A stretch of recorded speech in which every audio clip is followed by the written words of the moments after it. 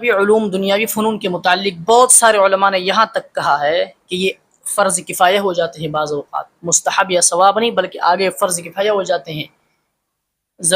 ضرورت ہے ان علوم کی اس دنیا کا مقابلہ کرنے کے لیے، اس موجودہ دور کا مقابلہ کرنے کے لیے، لیکن یہ بھی ہمارا ایمان ہے کہ وہ چیزیں ہم مادی اسباب جو ہیں وہ ہم نظر انداز نہیں کر سکتے، لیکن اصل جو ہمارے پاس قوت ہے وہ ایمان کی ہے۔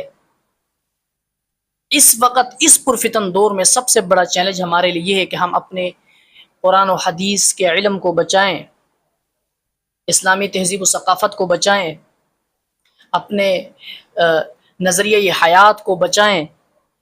کوئی بندہ ڈائریکٹ آ کر مسلمانوں کو مار کر، مسلمانوں کو ختم کر کے اپنے نظریہ نافذ نہیں کرتا، کوئی پاگل نہیں ہے۔ جب بھی آئے گا وہ اسلام میں تبدیلیاں کریں گے، نئے نئے اسکالرز پیدا کیے جائیں گے، نئے نئے مولوی نما لوگ پیدا کیے جائیں گے جو اسلام کے اجماعی مسائل جس پر امت سالوں سے متفق ہے اس میں کوئی نہ کوئی بات کر کے امت میں پھوٹ ڈالیں گے، لڑائیاں پیدا کریں گے، فرقے پیدا کریں گے۔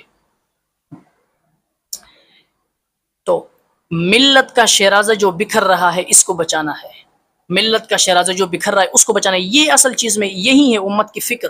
یہ کون سی امت کی فکر ہو گئی کہ جو اختلافی مسائل ہے انہیں چھیڑ کر مزید آگ لگا دی جائے، مزید فساد پھیلایا جائے۔ یہ ہرگز امت کی اتحاد کی دعوت نہیں بلکہ افتراق اور فساد کی سازش اور چال ہے۔ اس کا مقابلہ ثواب ہے ان کا۔ یہ خود فرقہ پرست ہیں۔ فرقہ پرستی سمجھو اختلافات ہے علماء میں، لیکن فرقہ پرستی یہ ہے کہ امت کو لڑایا جائے۔ ٹھیک ہے، اگر آپ کو اندازہ ہو رہا ہے کہ یہ امت، یہ نوجوان اس چیز کے متحمل نہیں ہے کہ یہ اختلافی مسائل کو دلائل کے ساتھ آپ معاشرے یا پبلک پر یا سوشل میڈیا پر ان پر جب بات کریں گے تو یہ اختلافی مسئلے پر اختلاف طریقے سے نہیں کر سکتے، یہ لڑتے ہیں، تو پھر یہ کیا یہ مصلحت نہیں ہے کہ آپ ان مسئلوں کو چھیڑے ہی نہیں، ان کو رہنے دیں، علماء کے حوالے کریں؟ لیکن نہیں، امت کو لڑانا ہے تو جاہلوں کے سامنے وہ ڈائریکٹ قرآن اور حدیث کی آیات پیش کرنی ہے۔ سمجھ آئی بات؟